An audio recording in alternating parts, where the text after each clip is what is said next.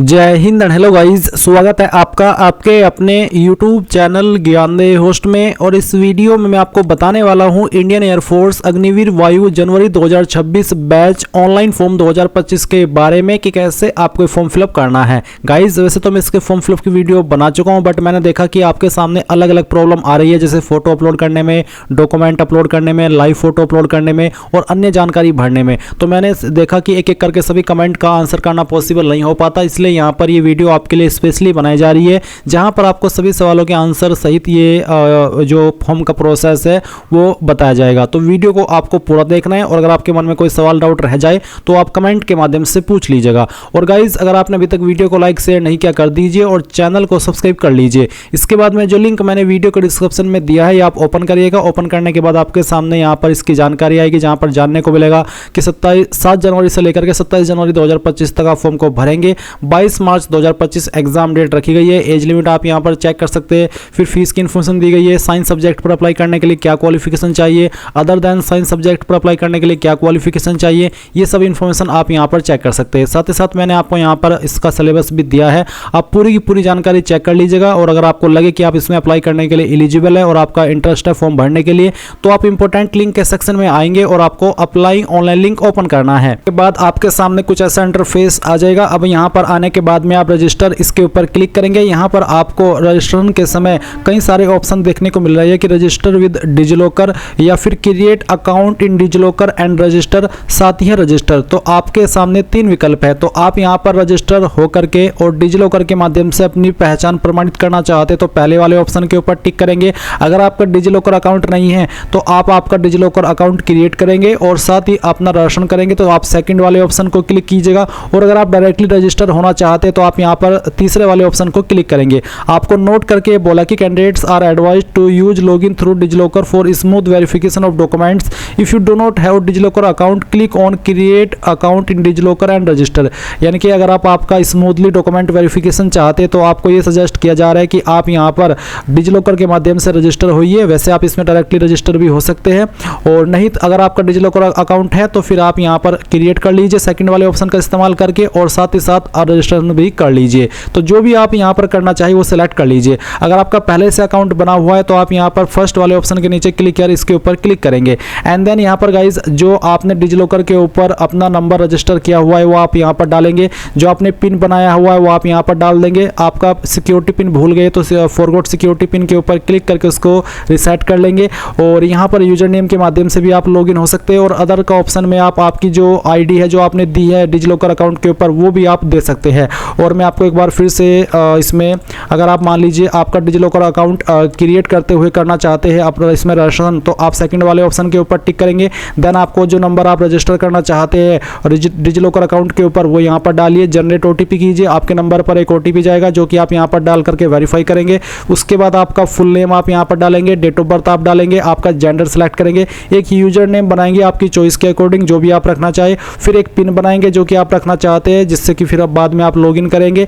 And उस pin को दोबारा डाल करके वेरीफाई करेंगे, यहाँ पर टिक करेंगे और उसके बाद में वेरीफाई कर देंगे। तो इस प्रकार से बहुत ही सिंपल वे में आपका डिजिलॉकर अकाउंट बन जाएगा। एंड देन फिर आप इसके माध्यम से लॉगिन यानी कि रजिस्ट्रेशन करिएगा। इसके बाद में गाइज आपके सामने यहाँ पर क्रिएट अकाउंट का ऑप्शन आएगा। तो आपका जो नाम 10th के सर्टिफिकेट के अंदर है वो नाम आप यहाँ पर भरिएगा, अपनी ईमेल आईडी डालिएगा जो कि आप रजिस्टर करना चाहते हैं, अपना मोबाइल नंबर डालिएगा और फिर जनरेट ओटीपी इसके ऊपर क्लिक कीजिएगा। देन यहाँ पर ईमेल और नंबर दोनों के ऊपर ओटीपी जाएंगे जो कि यहाँ पर पहले ईमेल वाला फिर नंबर वाला ओटीपी आपको डाल देना है। उसके बाद में आपको पूछे कि इस इन्फॉर्मेशन के बारे में आपको कहां से पता चला, तो कोई भी एक रीजन यहां पर आप सिलेक्ट कर लीजिएगा। उसके बाद में कैप्चा कोड डालिएगा और लॉगिन के ऊपर लॉगिन नहीं रजिस्टर के ऊपर क्लिक कीजिएगा। रजिस्टर पर क्लिक करने के बाद आपके सामने यहां पर लॉगिन का पेज आ जाएगा। अभी गाइज आपको ईमेल और मैसेज के माध्यम से एक रैंडम पासवर्ड सेंड किया है। तो आप क्या करेंगे, पहले तो आप आपके जो ईमेल आईडी यहां पर अभी आपने रजिस्टर किया है वो डालिएगा, और जो पासवर्ड अभी आपको मिला है मैसेज के माध्यम से वो पासवर्ड आप यहां पर डालिए, ये कैप्चा कोड फिल कीजिए एंड देन लॉगिन के ऊपर क्लिक कीजिए। अब गाइज आपके सामने रिसेट पासवर्ड का ऑप्शन आएगा। आप एक यहां पर न्यू पासवर्ड बनाएंगे, और ये पासवर्ड आपको कैसे बनाना है उसका जो क्राइटेरिया वो क्या है वो आप देख लीजिए। आपके पासवर्ड के अंदर इंग्लिश का कैपिटल लेटर कम से कम 1, ज़्यादा कितने भी रख सकते हैं, स्मॉल लेटर कम से कम 1 और उसके अलावा स्पेशल कैरेक्टर और साथ ही डिजिट का इस्तेमाल करना है। टोटल लेंथ आपके पासवर्ड की जो होनी चाहिए वो 8 से 16 कैरेक्टर के बीच में होनी चाहिए। तो मैंने यहाँ पर जो एग्जांपल दिया है कुछ इस तरह का पासवर्ड आपको बना लेना है और उसको दोबारा डाल करके वेरीफाई करना है। ये सिक्योरिटी पिन या फिर कैप्चा कोड जिसको आप कहते हैं वो डालना है और रिसेट माई पासवर्ड इसके ऊपर क्लिक करना है। तो आप देखेंगे पासवर्ड रिसेट सक्सेसफुली। अब आप यहाँ से ओके कर दीजिए। ओके करने के बाद आपके सामने कुछ ऐसा इंटरफेस आएगा, आपको इंस्ट्रक्शंस दिए गए, इन सभी को चेक करने के बाद यहाँ पर टिक करना है और उसके बाद में आप कंटिन्यू टू रजिस्ट्रेशन इसके ऊपर क्लिक करेंगे। अब गाइज यहाँ पर आपको आपकी अन्य इन्फॉर्मेशन देनी है। तो जैसे कि फादर नेम क्या है वो आप यहाँ पर डालिएगा, आपका मदर नेम डालिएगा। ये जो आप फादर नेम यहाँ पर भर रहे हैं ये आपको 10th के सर्टिफिकेट के अकॉर्डिंग ही भरना है। उसके बाद आपको आपका जेंडर बताना है। फिर यहाँ पर गाइज आपको आपकी ईमेल आईडी देखने को मिलेगी, नेशनलिटी देखने को मिलेगी, मोबाइल नंबर देखने को मिलेगा। इसके बाद है select your date of birth. तो आपको यहाँ पर जो भी आपकी डेट ऑफ बर्थ है वो सिलेक्ट कर लेनी है, जो भी है वो आप यहाँ पर सिलेक्ट कर लीजिएगा इस तरह से जैसे कि मैं आपको सिलेक्ट करके दिखा रहा हूँ।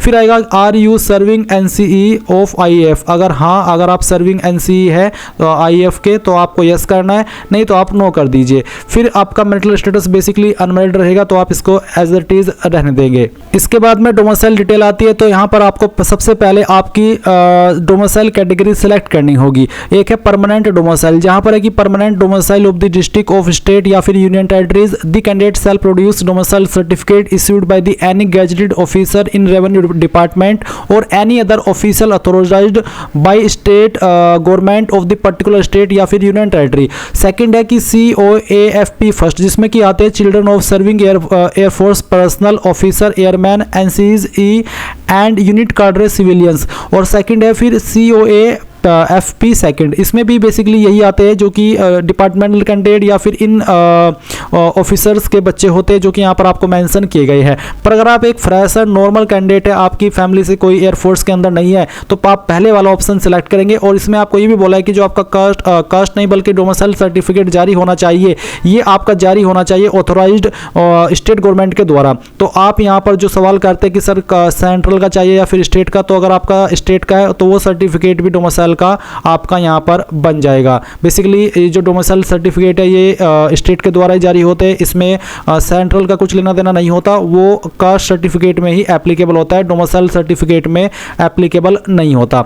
अब आप यहाँ पर जो डोमिसाइल स्टेट है वो बताएंगे कि कौन सी स्टेट के आप निवासी है और उसके बाद में आप यहाँ पर वो डिस्ट्रिक्ट भी सिलेक्ट कर लेंगे। साथ ही साथ आप डोमिसाइल सर्टिफिकेट यहाँ पर अपलोड करेंगे और आप चूज फाइल के ऊपर क्लिक कीजिए। यहाँ पर भी आपके सर्टिफिकेट डोमिसाइल का वो आपको सिलेक्ट कर लेना है और फिर इसको ओपन करना है।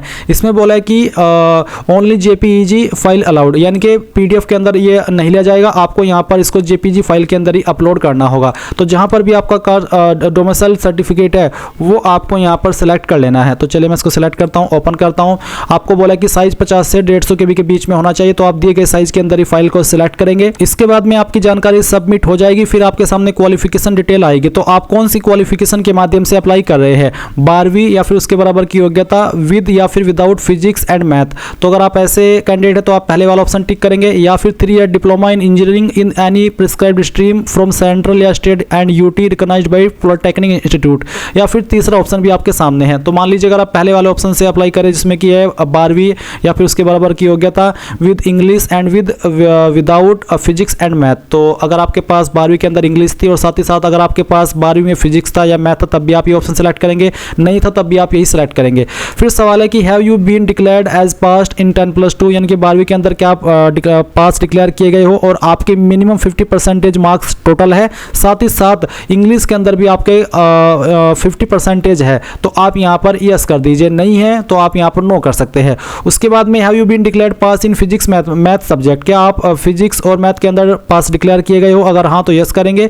उसके बाद में आपका जो 12वीं का स्ट्रीम है वो क्या है, आर्ट्स साइंस कॉमर्स, जो भी है वो आप सिलेक्ट कर लीजिएगा। फिर कैटेगरी अप्लाइंग फॉर, तो आप कौन सी कैटेगरी के लिए अप्लाई कर रहे हैं, अदर देन साइंस सब्जेक्ट या फिर दोनों के लिए, तो जिसके लिए भी आप अप्लाई कर रहे हैं वही आप आपकी चॉइस के अकॉर्डिंग सेलेक्ट कर सकते हैं। फिर आपको यहाँ पर 12वीं का बोर्ड सेलेक्ट कर लेना है। अगर आपका 12वीं का बोर्ड यहाँ पर है तो आप सेलेक्ट कर लेंगे, नहीं तो आपको इसमें अदर का ऑप्शन भी देखने को मिल सकता है।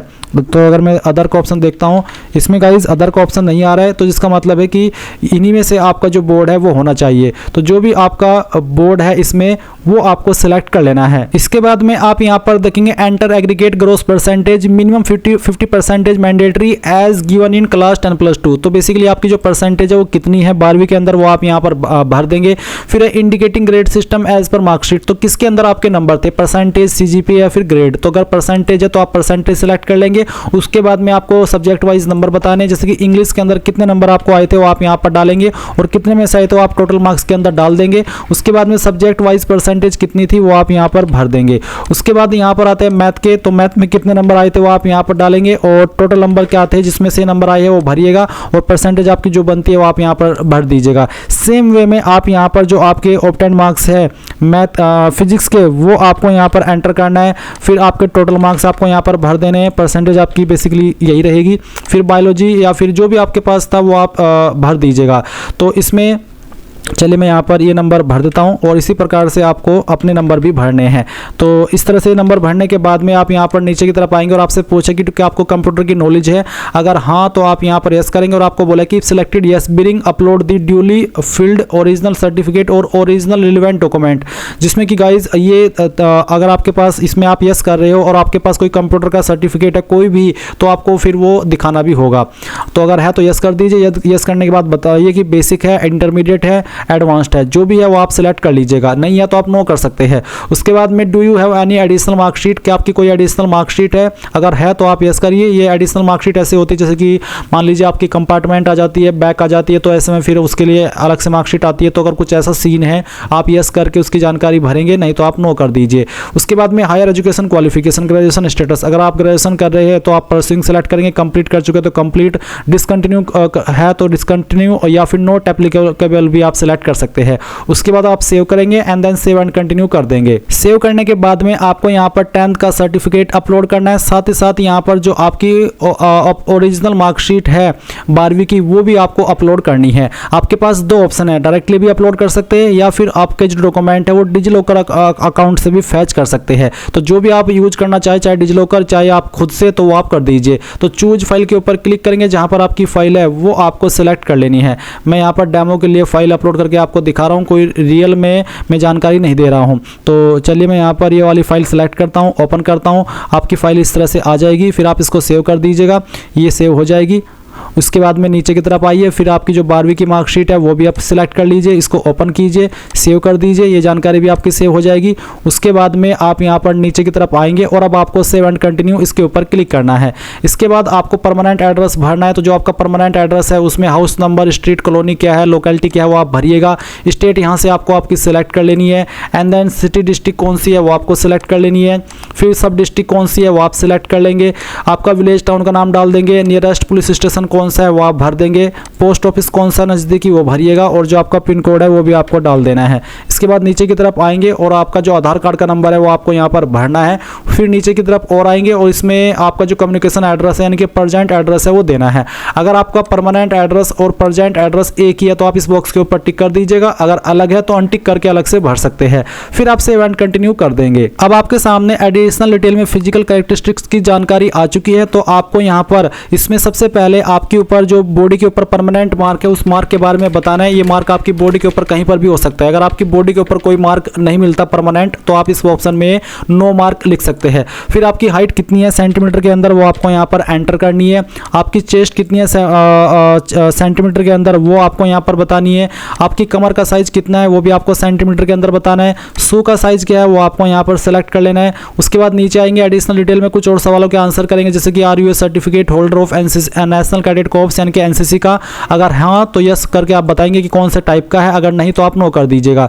फिर are you a child of serving retired discharged deceased air force personnel, अगर आप ऐसे इनमें से किसी भी जो यहाँ पर ये मेंशन किए गए उनके चाइल्ड हो, आप बच्चे हो तो आप यस करिए, नहीं तो आपको नो करना है। Have you been discharge from Indian army, Indian navy और एनी गवर्नमेंट ऑर्गेनाइजेशन स्टेट, क्या आप डिस्चार्ज किए गए हो इनमें से किसी भी डिपार्टमेंट से तो यस करिए, नहीं तो आपको नो करना है। फिर डू यू नो ड्राइविंग, क्या आपको ड्राइविंग आती है, अगर हाँ तो यस करिएगा। यस करने के बाद में कौन से व्हीलर की आती है, टू व्हीलर की आपके पास लाइसेंस है, एलएमवी का, एचएमवी का, जो भी है आप टिक कर दीजिएगा। नहीं आती तो नो कर दीजिएगा। Do you have knowledge of in any of the trade, जैसे कि वेल्डिंग, स्कोल्डिंग, लाठी वर्क और एनी रिलेटेड वर्क, अगर आपको इनमें से किसी चीज़ की भी नॉलेज है तो यस कर दीजिए, नहीं है तो नो कर दीजिए। क्या आपके पास कोई क्वालिफिकेशन है कैटरिंग की, अगर हाँ तो यस, नहीं तो आप नो करेंगे। कि आपको नॉलेज है इन्फॉर्मेशन टेक्नोलॉजी की, अगर हाँ तो यस करने के बाद में किस तरह की नॉलेज है इसमें यहाँ पर कुछ ऑप्शन दिए गए हैं तो वो आपको टिक कर देना है, बता कर कि हाँ मुझे ये सब चीज़ें आती है। अगर नहीं आती तो नो कर दीजिए। क्या आपको नॉलेज है अकाउंटिंग की, अगर हाँ तो यस, और उसके बारे में भी आप डिटेल में इन्फॉर्मेशन फिर टिक करके बता सकते हैं। क्या आपकी कोई स्पोर्ट्स में स्किल है, जैसे कि अचीवमेंट्स है, वर्क एक्सपीरियंस है, कोई भी स्पोर्ट्स नहीं, कोई भी स्किल्स अगर आपको है तो आप यस करिएगा। इसके अलावा है कि क्या आपने रिप्रेजेंट किया या फिर अचीवमेंट है आपकी कोई स्पोर्ट्स इवेंट में तो यस करिए, नहीं तो आपको नो करना है।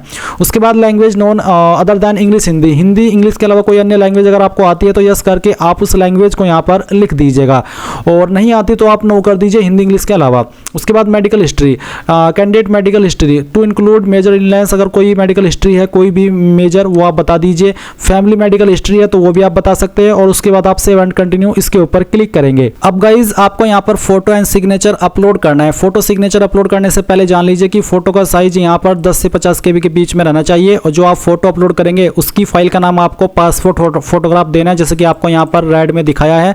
सिग्नेचर की फाइल को नाम सिग्नेचर ही देना है। थंब इंप्रेशन को यहाँ पर थंब इंप्रेशन देना है, लेफ्ट हैंड थंब इंप्रेशन आपको अपलोड करना होगा। फिर यहाँ पर है पेरेंट, फादर मदर या जो भी आपके गार्जियन है उनका भी आपको सिग्नेचर देना होगा, और उसके ऊपर लिखना होगा पेरेंट सिग्नेचर। और आपको किस तरह का फोटो अपलोड करना है उसका सैंपल आप देख ही सकते हैं। आपको एक स्लेट पकड़नी है जिसमें कि आपको आपका फर्स्ट नेम लास्ट नेम लिखना है। DOP लिखने के बाद में किस डेट में आपने फोटो को लिया है, जो डेट आप 6 महीने से ज़्यादा पुरानी नहीं लिखिएगा वो भी आपको लिखना होगा। फिर आप यहाँ पर एक आपका स्कैन सिग्नेचर अपलोड करेंगे, आपका left hand thumb impression upload करेंगे, पेरेंट का सिग्नेचर अपलोड करेंगे, फिर उसको सेव कर देंगे। उसके बाद में यहाँ पर एक आपको लाइव फोटो भी कैप्चर करना होगा।